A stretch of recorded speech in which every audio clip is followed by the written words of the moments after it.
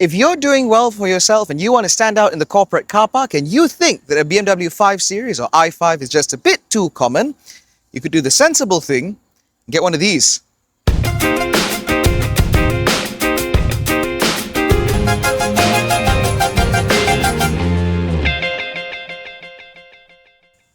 Now it's time for me to hold my phone because I can't remember all of these details. Now, the Volvo ES90 is available in Malaysia as a sole extended range rear-wheel drive model. We don't get the all-wheel drive model yet, or perhaps at all.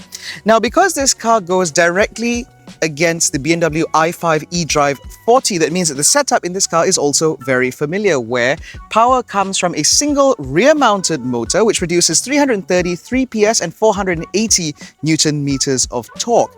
Now, even though this car only has a single motor, that still means that it can go from 0 to 100 in 6.6 seconds, which is still pretty brisk, but behind the speed of a XC90 plug-in hybrid. Now, in terms of range, the Volvo ES90 actually does better than the BMW i5, and that is thanks to its battery, because where the BMW uses an 80-something kilowatt-hour battery, this car uses a 92 kilowatt-hour battery, which gives this car a WLTP range of 651 kilometers on a single charge. But we'll get onto that bit in a little bit later. Now, more importantly, the Volvo ES90 is built on the very latest 800-volt architecture from Volvo, which means that this is now the fastest charging Volvo in the entire lineup. Which means that if you can find a DC charger, this car will top up at up to 300 kilowatts, which means that a 10 to 80% charge takes 22 minutes. However, AC charging is where Volvo has somewhat dropped the ball, because this car only accepts 11 kilowatt AC, whereas the BMW can accept 22, which means that in order to charge this car from dead to full, it takes about 10 hours. Not great. Now, as I mentioned earlier, the ES90's direct competitor is the BMW i5, which means that, much like the i5, this is also a mid-size luxury saloon-ish. But again, we'll get onto that a little bit later. However, because the ES90 is a new generation Volvo, it carries new generation Volvo design language, which means that up front we have the reimagined Thor's Hammer daytime running lights and daytime running light signature, which was first seen on the EX90 before then pilfering down into the EX30. However, unlike the SUV, this car doesn't do a fancy dance where the main beams live sort of behind the center stack. Instead, the main beams live here, and this is all fixed. However, these do double up as indicators. And then further down here, you have more daytime running light. For the life of me, I don't think this serves any other practical function aside from extending the hammer here, which I think does look very interesting, and more importantly does make this car look very distinctive at night compared to basically anything else. Now, because the ES90 is an all-electric vehicle, naturally there is no grille, but the Volvo Iron Mark remains sat proudly on the front, and you still get some air breathers down there, but they are active aero, which means that these flaps here will open as and when the car needs it, and when it doesn't, they close up in order to improve the car's aerodynamics. Talking about aerodynamics, Volvo is very proud of the fact the ES90 has been designed in such a way to minimize aerodynamic drag as much as humanly possible without having to resort to overt aerodynamic trickery, which is why, for example, up front you will not find any openings down the side in order to smooth air over the wheels. That's because the wheels themselves have been reprofiled in order to be drag reducing in design, full stop, rather than necessitating something to push that air over the wheels. The same goes for the bonnet, where aside from a couple of creases, which is very typical of Volvo, for the most part, this design is meant to look very reductive, very minimalist, and very modern. And I think the ES90 nails that brief really well. Now, remember when I called this a luxury saloon? That's where the confusion sets in, because as you can see from the side, the Volvo ES90 rides very, very tall. Now, according to Volvo, the ES90 is a crossover between a saloon and an SUV, which I don't understand because they sell SUVs, so then why don't you just sell a saloon? I didn't need both. But anyway, in terms of rolling stock, this car rides on 22-inch alloy wheels wrapped in Pirelli P0E tires, which are made specifically for electric vehicles. That is in order to handle this car's weight, which is very heavy. Now, as we move further down the side, as you can see, that reductive, minimalist design language extends to the side profile, where, for example, you only get indentations for the wheel arches, no actual flares themselves. The lines down the side are minimized to this single shoulder line, which connects the headlights all the way to the taillights, as well as this swage line down here and a little bit of skirting down there. Now, the vehicle that we have is black, in case that wasn't immediately obvious to you, which also shows off the fact that the ES90 also has very little in terms of bright work. Aside from the iron mark on the nose, as you can see down the side, there is no chrome, which means that the window surrounds, for example, are done up in gloss black. The wing mirror caps are also done up in gloss black. The door handles are also done up in gloss black. There is nothing else to break the monotony of black down the side. But I do think that this is a very handsome profile overall. It's just a bit too tall. Because if you look at this gap here, the ground clearance, this is very similar to an SUV. In fact, this is comparable to a Volvo EX30, which they call an SUV. As far as I'm concerned, I don't understand why this car has to ride so high, because BMW's i5 looks like a 5 Series. Why couldn't this have just looked like an S90? Now, the other thing that I'd like to point out are the door handles. So while they are motorized and they pop up, because they are electronic, for the most part, although they can be overridden as manual door handles in event of an emergency, it does mean that the operation of them is quite interesting, because you don't have to pull them a lot in order to get them to open the door. You just pull them gently like this, and the door pops open. In addition to that, these doors also feature soft close, which I think is very nice, and also I think only the second time we've seen that in a Volvo.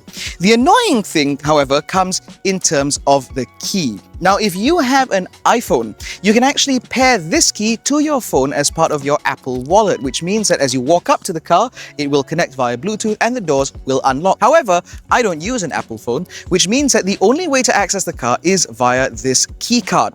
Now, this is particularly annoying because unlike the EX30, which had the tap sensor up here on the pillar, the tap sensor for this actually lives on the door handle. That's not a problem. The problem is these door handle sensors have been a bit finicky. So for example, if I tap here now, it's taking a bit of time to read the card. Even if I hold it in place, the car still won't lock until it just clicked over then. Now, this is fine at the moment because the weather is lovely. Try doing that when it's drizzling, which is what I had to do yesterday. Fun. But this is perhaps the most divisive angle of the Volvo ES90, primarily because there is no hiding the fact that this car is very tall. Because of the overall design language of the vehicle, the boot lid, as you can see here, comes up very, very high, and there is no hiding the fact that the ES90 sits significantly taller than vehicles like the BMW i5 and the Mercedes-Benz EQE. And as a result, this has been the part that has pissed off the most number of people. But even though it does ride quite tall, which I'm not a big fan of, I do think that the overall design of the rear is still quite nice. For example, I love these full LED taillights that create this sort of C-clamp effect, which is again very typical of Volvo, and it means that from a distance you can immediately recognize the fact that this must be a Swedish saloon.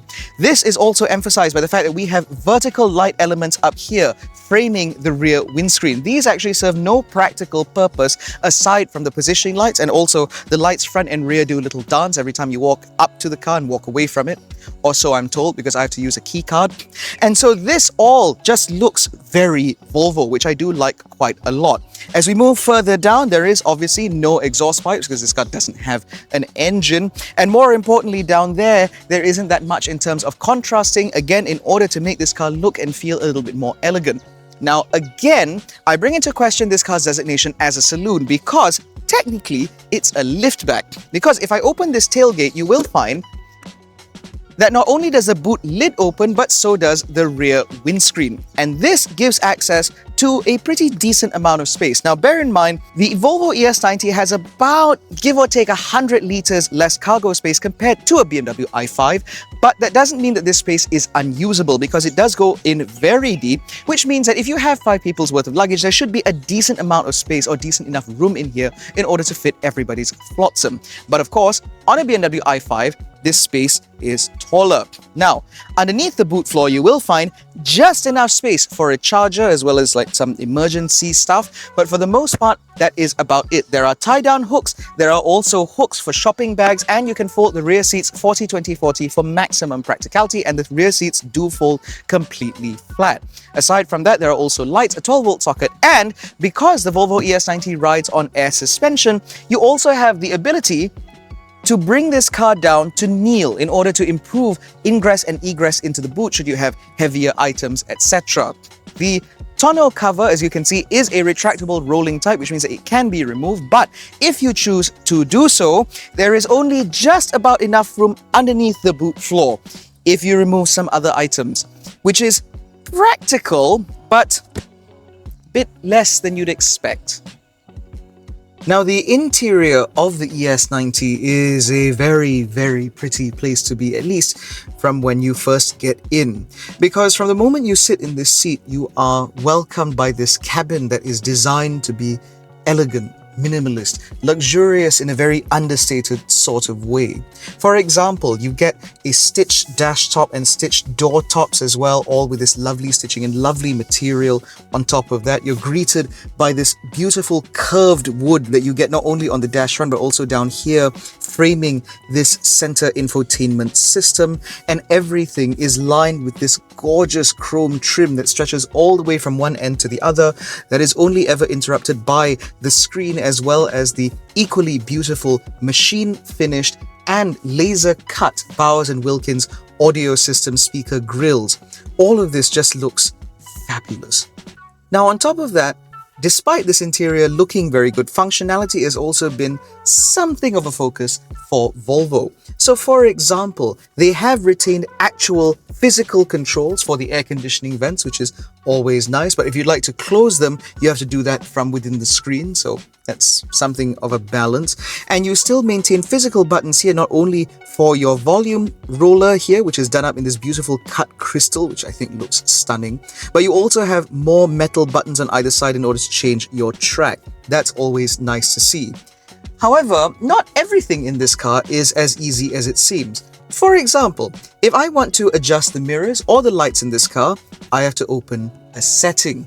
Worse still, if I'd like to open the rear windows, I have to press a button before I can then use the switches to open the rear windows. This is all things that we've seen before from the Volvo EX30, which was somewhat acceptable given the fact that it is the most affordable Volvo that money can currently buy. The ES90, on the other hand, is one of the most expensive Volvos that money can buy. I don't want to see this kind of cost-cutting for over 300,000 ringgit.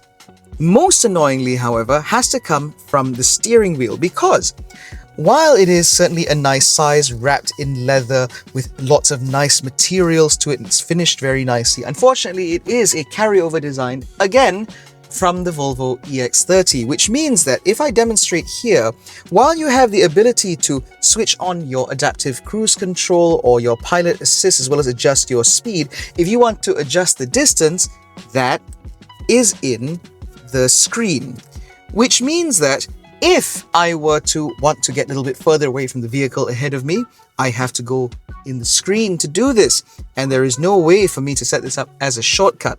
This is particularly annoying given the fact that, like a BMW i5, there is actually space for a button here, unutilized.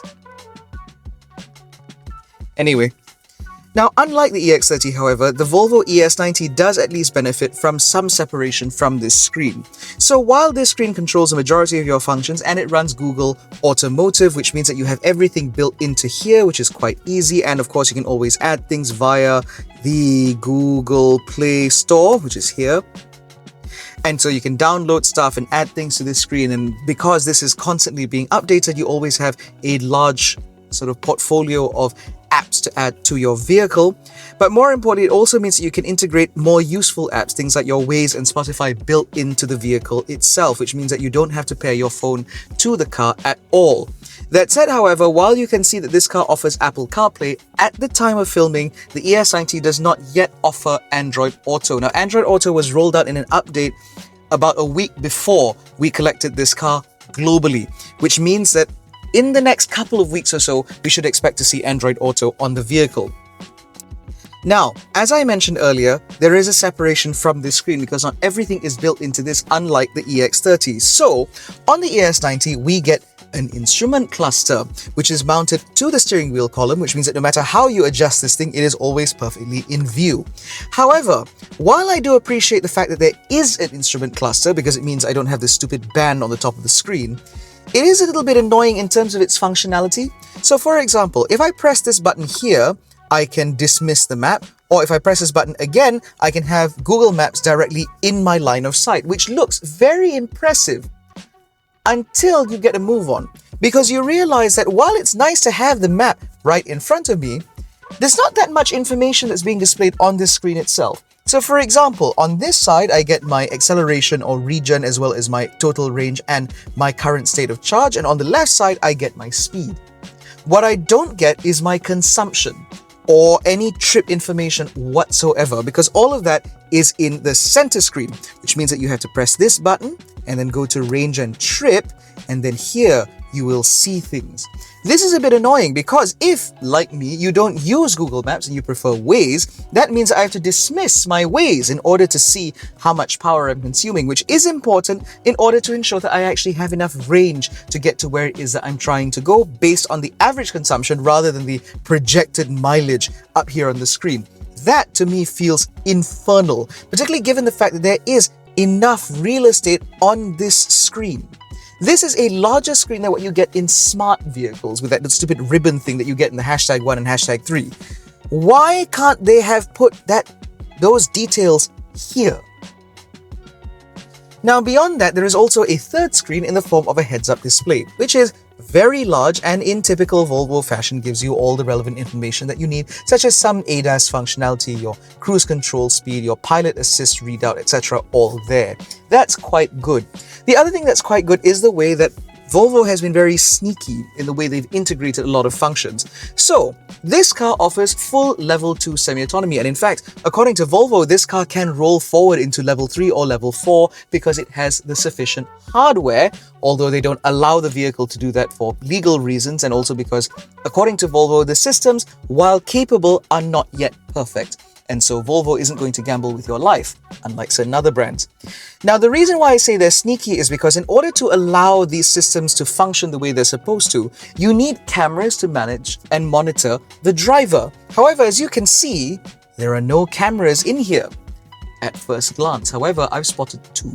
There is actually one built into this gloss panel here right in front of the center-mounted Bowers & Wilkins Nautilus speaker, which is pointed directly at the driver. In addition to this, there is another camera mounted here at the base of the instrument cluster, which, again, aside from the fact it being gloss black, you really wouldn't know it's there.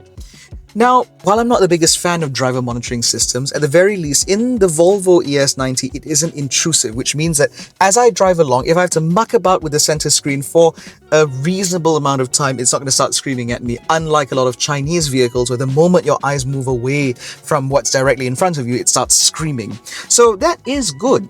However, the way that they've integrated does mean that for those people who are a bit more paranoid about their cars collecting data on them, at the very least, because it's hidden, it shouldn't piss people off, which I do quite like.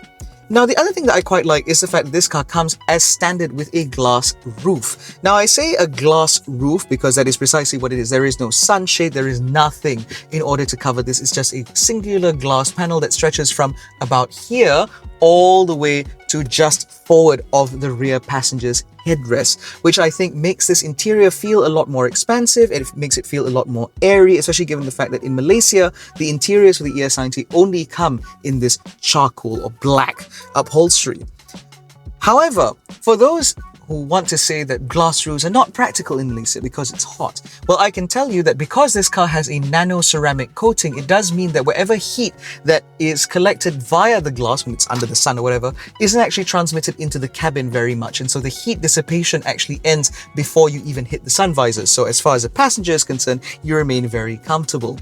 And if you are concerned about it being too bright, Volvo offers the option to shade it electronically, which means that I have the ability to make this interior lighter or darker at the press of a button by simply running electrons through the glass, which then cause it to go from clear to frosted, We've seen this before in the Toyota Harrier and the Porsche Taycan and the bevy of other vehicles, but as far as I'm concerned, the novelty hasn't worn off. I do quite like that. Now, in terms of ergonomics, before I move to the rear of the vehicle, this being a Volvo, everything is just right.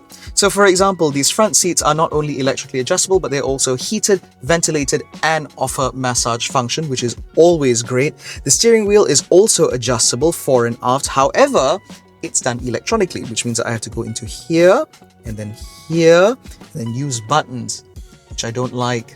Also, saving your profiles and so on is a little bit of a faff because there are no buttons on this. Instead, you have to save them to individual profiles. So if you do buy an ES90 and intend to share it with a partner or a friend or a spouse, make sure each and every one of you has their own profile. Otherwise, it's going to be a bit of palaver. I don't understand this whole thing about digitization. It's supposed to make things easier, and yet I find things to now be more complicated. Whatever happened to just getting into the car and driving?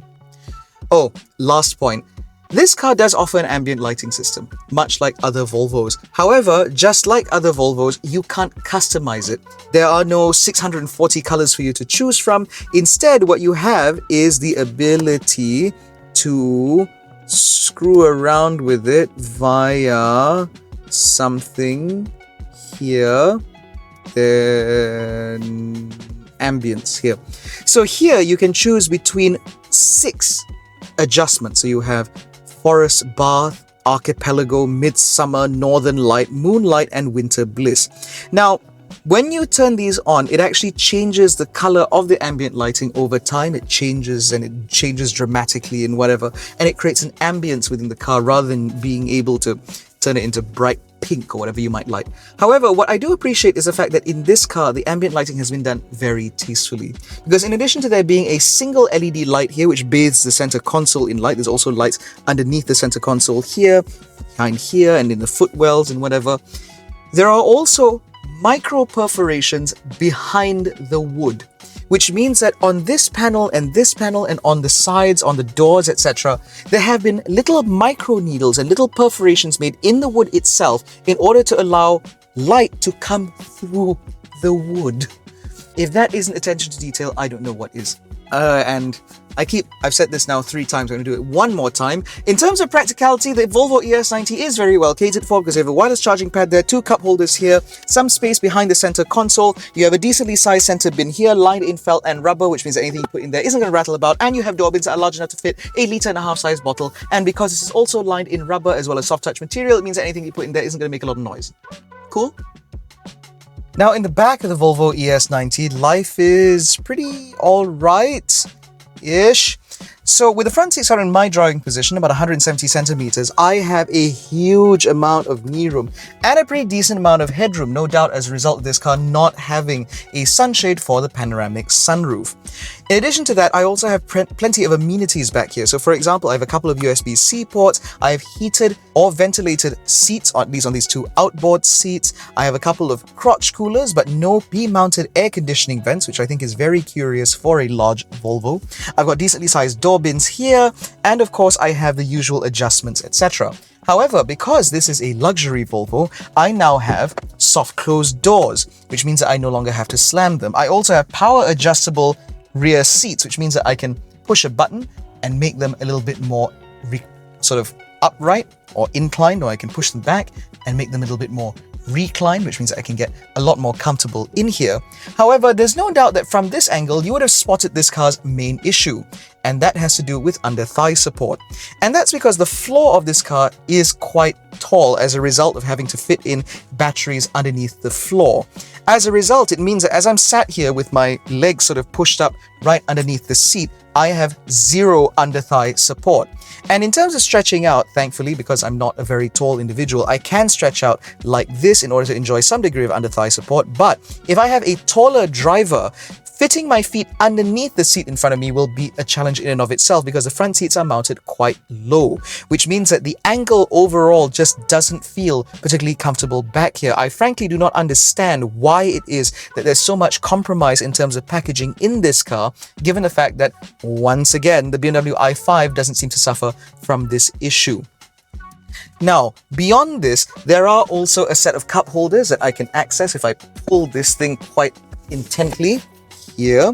And if I press this button behind this beautiful curved wood panel, that reveals the cup holders. There's also a panel here in order for me to store smaller items. If I'd like to store larger items, I can actually put that back here in this little felt-lined tray, which I think is all quite good. And as far as I'm concerned, I do think that the ES90 does make sense for the sort of people who won't be using the back seats very often. This is not designed to be a chauffeur car, I don't think. And so, for example, if you are a family buyer and you want to fit ISOFIX mounts back here, or ISOFIX mounted child seats rather back here, locating them isn't difficult at all because they live behind the sort of Velcro panel, which means that once you lift that panel, it's very easy to find. And because this car has a very long wheelbase, it also has very large doors that open quite wide, which means that bulky rear-facing child seats should not be an issue here at all. And if you do have slightly older children, you will appreciate the fact that the backs of the front seats are done up in a very hard-wearing material, which means that even if kids were to kick at them over time, they shouldn't scuff and wear unusually. All of this seems pretty good to me. Now, because this car has quad-zone climate control, it also means that sitting back here you can get quite comfortable, and the rear air conditioning vents can at least be adjusted in order to hit your face, which is always nice to see. But again, the lack of B-pillar mounted air conditioning vents is very curious. But all of these considerations, I don't think, play a major role towards the appeal of a Volvo ES90, simply because this car is rear-wheel driven, offers over 600 kilometers of range, and more importantly is the first Volvo to offer 800-volt architecture. All of these things, to me at least, signal the fact that this ES90 is designed for the primary enjoyment of the person in the driver's seat. Now, as I mentioned earlier, the Volvo ES90 offers a little bit over 300 horsepower and whatever Newton meters. I can't really recall, I don't really care to recall. Because, frankly, in a Volvo, the outright power numbers have never really mattered. Yes, in the second generation Volvo XC90, they made a huge song and dance about the whole thing being able to produce 402 horsepower and 600 or 700 Newton meters of torque, I can't remember. But that was because they were trying to justify the fact that they had downsized all the engines to just 2-litre 4 cylinders, basically trying to say that just because it's a 2-litre 4-cylinder does not mean that you are bereft of power. But in an electric vehicle, it doesn't really matter all that much, because with EVs, what usually gets the car off the line is that instantaneous torque. That's what people tend to enjoy. That's what people tend to use most often because it means that you can merge into traffic very easily, etc. That's all that really matters. And as far as I'm concerned, the Volvo ES90 does provide the instantaneous torque that you want in the situations that you need it. So that's very good. Now, talking specifically about the car that we have here, it comes as standard with air suspension, which is always nice. On top of that, it also offers rear-wheel drive. Now, the ES90 is available as an all-wheel drive model, but in Malaysia, we only get it as a rear-wheel drive. This is because, number one, this car is sufficiently powerful, which means it didn't really need a dual-motor setup. But on top of that, it's also because with the rear-wheel drive setup, this car offers the most amount of range that you can get in an ES90, which means that, again, this car's WLTP range is north of 600 kilometers on a single charge, which makes this pretty usable as far as mid-sized luxury saloons go. Now, in terms of the way that all feels from behind the wheel, it is relatively positive. So, for example, the power delivery in this car is not instantaneous. It doesn't snap your head back the way it would in, say, a Porsche Taycan or something of that sort. Instead, it feeds in the power quite progressively, but still immediately enough for you to feel that there's a certain degree of power. But more importantly, it never feels uncouth. It never feels unpolished. It always just sort of moves along with certain grace to it, which is what you'd expect from a Volvo. And when you pair that to this car's air suspension, it means that even over speed bumps like the one I just went over, everything just feels incredibly serene. Serenity is very much the name of the game with this car, and that extends into various aspects of the experience of the ES90. So from the driver's seat, for example, immediately you can tell that this car has been refined in such a way that it is meant to be the most stress-free experience to drive. So, the steering wheel, for example, is very naturally weighted, but it is assisted enough that at no point does it feel like you're piloting something that is overtly large or overtly challenging in order to drive and maneuver. And on top of that, the ES90 also offers dual laminate glass all the way around the cabin, which means that as you're driving along, noises from the outside world are filtered out very, very well, which means that, again, from the driver's seat, you hear essentially nothing. From here, I've done quite a bit of distance in this car already, and from here, all I hear is the sound of the air conditioner. That's it. There is no other noise within this cabin. There are no creaks, there are no rattles, there's barely any road noise at urban speeds and absolutely zero wind noise, again, at urban speeds, which means that driving this car along, as I'm talking to you now, I'm not sure if you can tell, but I'm actually speaking at a lower tone, a lower volume than I normally would because this car is so quiet, there is no need for me to raise my voice. And the thing is, even on surfaces like we're on now, which is the Subang Airport Road, a road that we use very frequently in order to test cars, everything just feels unbelievably quiet. In fact, this is reminding me very much of the experience I had, albeit a very brief experience, behind the wheel of the Rolls-Royce Spectre, because it just feels so comfortable and so serene and so quiet that you can do miles in this car without even thinking about it. Cars roll by you without even concerning the cabin in the slightest. And because all the controls in this car feel very natural, it also means that it's not too challenging to do so. You're not left trying to figure out how things work. You just sort of get along with it. Aside from the follow distance, of course, because that's buried in the bloody screen. Now, as you're sat here with your ventilated seat going and you're enjoying perhaps a massage on these seats, whatever, again, serenity is the name of the game, which means that as you drive along, as a car that you might use to go to work and back and just do the daily grinding, you'll appreciate just how quiet and just how refined this car is in every possible scenario, because it means that as you drive along, the moment you get in the car, it feels like you're in a sensory deprivation tank almost, because it feels like once you get in the car, all of your worries, all the stresses of the day simply disappear, allowing you to cool and calm down on your way to your next appointment, be it going home or making a meeting or something of that sort. The Volvo ES90, I recall a review that I did of a Volvo XC90 many years ago, where I said that that car can lower the blood pressure. The ES90 simply dials that up to 11, because in this car, it is as comfortable and as serene as taking a nap in your favorite armchair in your living room. Genuinely. And the thing is, that focus on serenity and comfort and refinement doesn't change when you hit the motorway. Because as speeds begin to pick up, you will find that, again, road noise in this car is very, very well suppressed. The Pirelli P0 electric tires are doing an excellent job at keeping this cabin absolutely whisper quiet. And it is on the motorway where you can make full use of this car's instantaneous torque and incredibly smooth power delivery, because in a matter of seconds, you're up to motorway speeds, allowing you to merge safely and comfortably in order to settle in over a longer cruise. Now, doing about 120 kilometers an hour-ish, less than, the road noise, like I said, is still very, very well suppressed. Wind noise is basically non-existent, even though this car has frameless wing mirrors. Clearly, aerodynamics was a clear focus for Volvo in order to ensure that, again, this cabin enjoys a degree of serenity and quietness that you'd expect from a vehicle at this price point. And I would argue that this car is slightly quieter than what you get from a BMW i5. But it's here on the motorway where I feel that this car's true party piece really comes alive, and that is the ride.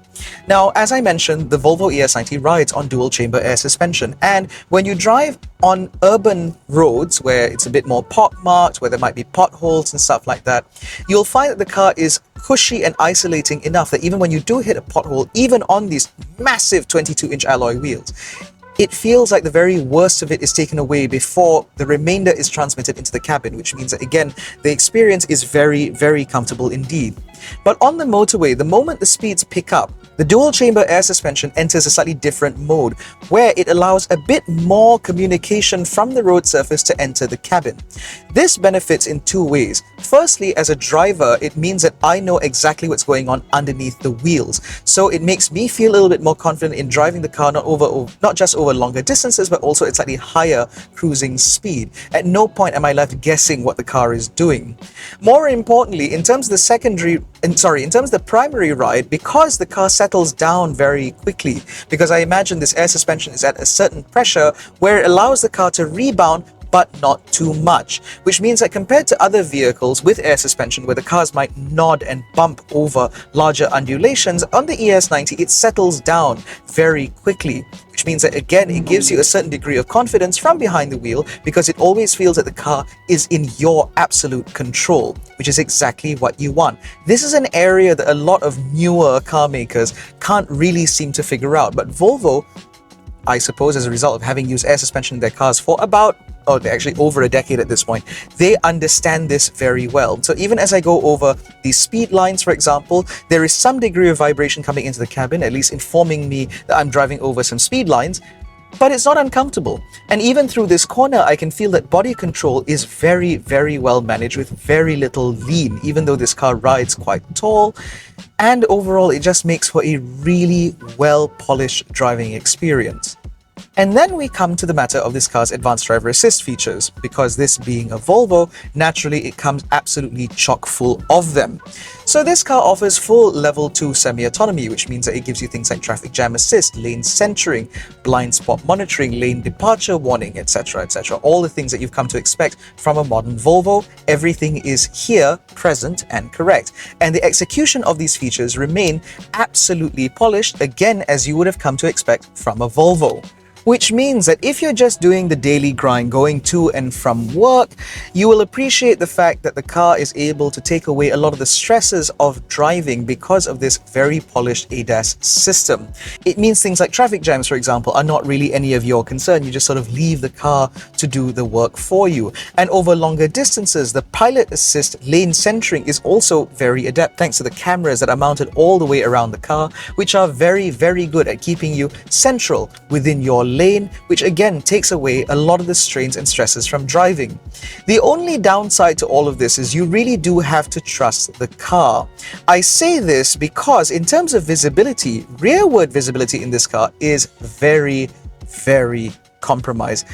With the center seat in its upright position, I basically can't see anything at all out of the rear view mirror, and even with that center armrest folded down, I can still see very little out of that rear windscreen. It is unfortunate that Volvo hasn't seen it fit to put in a digital rear view mirror because frankly, that letterbox back there rivals things that I've seen out of a Toyota Supra. It's that narrow. And that unfortunately brings me on to this car's power consumption. Now, I have tested this car over several hundred kilometers at this point, and the numbers are, well, not great. Simply because this car claims 650 kilometers on the WLTP cycle, and I believe that if driven about in city driving, with stop-start traffic, plenty of opportunities for the car to regenerate power, I'm sure that this car could do 600 kilometers on a single charge. However, if you were to look at this car as something to cover distance in, which it is very, very good at because the seats are very comfortable and the ADAS, etc., all the stuff that I mentioned earlier, you might want to take this car over a long distance trip. If you were to do that, you will realize that this car has a real-world motorway cruising range of about 400 kilometers, which is not great. Now, I suspect that the majority of the inefficiency in this package actually comes from the 22-inch alloy wheels. Because the ES90 is available in other markets with 20s and 21-inch alloy wheels, those slightly smaller profile tires would also mean slightly less in terms of rolling resistance and therefore mean better high-speed or motorway cruising range. But unfortunately, because in Malaysia, this car comes as standard with 22s, we're stuck with about 400 kilometers between stops. Now, 400 kilometers is, to me at least, pretty much all right, because it does mean that theoretically you could drive from here to Johor without any issue whatsoever. You could drive from here to Penang without any issue. But because that's sort of the maximum realistic range, it does mean that you don't have that much in terms of headroom. So if you're not too intelligent with how you plan your route, or if you encounter issues with charges along the way, that could become a slightly hair-raising scenario, which is less than ideal in your large luxury Volvo. But all things considered, I do think that these matters are relatively minor. I don't think that these are matters or issues that will take away or detract significantly from the overall package that's being pushed forward by the Volvo ES90. Make no mistake, this is an excellent value vehicle. Compared to the BMW i5 eDrive 40, this car is 30,000 ringgit more affordable, and it comes as standard with a 5-year warranty with service included, as well as connected services, which means that you're not exactly being made to feel like you're losing something by opting for the slightly more affordable, more value-driven vehicle. And because this car has a larger battery as well as improved charging, it does mean that when you do decide to take this car over a long distance trip, it's not going to punish you in that regard either. This feels like the sort of vehicle that is relatively easy to live with once you understand the pros and cons that come naturally with a vehicle like this. And within this space, the competitors are actually very few and far between. If you're not a fan of the BMW i5, this is basically all that you've got left. And if you are not a fan of the ES90 and you want something that's slightly better to drive, then there's a BMW i5. That's it. The only other option within this space is the Mercedes-Benz EQE, which, from my private testing, because Mercedes-Benz Malaysia doesn't think I'm a motoring journalist, from my private testing of the Mercedes-Benz EQE, that car is not as refined, it's not as comfortable, and it doesn't feel nearly as polished or as technologically driven as either this ES90 or in fact the BMW i5, which means that as a whole, that is not a car that I would recommend. And so, if you are buying a car or looking at a vehicle within this segment and you want something that is serene and comfortable with Google Automotive and the best audio system in its class by a country mile, then the Volvo ES90 is most certainly the car for you, because this car is packaged perfectly for people looking for a vehicle as I described earlier. However, if you want an electric mid-size luxury saloon that also offers a little bit more in terms of driving dynamics, then there is the BMW i5. And as an eDrive 40 with the latest silicon carbide connectors or whatever, that car is now more efficient than it's ever been before. And because it is locally assembled, that means that that price is stable and the specification list has grown to a more comfortable level, which is where I think that car really needs to be. But that is basically it. The Mercedes-Benz EQE is essentially a non-starter, and at the moment there isn't really anything else within this segment to compete against the BMW and the Volvo, which means that your choices are truly that clear. Driver's car, buy BMW, otherwise get the Volvo ES90. Clear? In any case, that concludes our review of the 2026 Volvo ES90 rear-wheel drive. If you enjoyed this video, please give it a thumbs up, subscribe to the channel, hit the little bell icon to notified every time we make a new upload. Don't forget to follow us on Facebook, Twitter, and Instagram. All the links are in the description below, including the link to join our new WhatsApp channel. Thank you so much for watching. We'll catch you in the next one. Take care, stay safe, and jangan bodoh.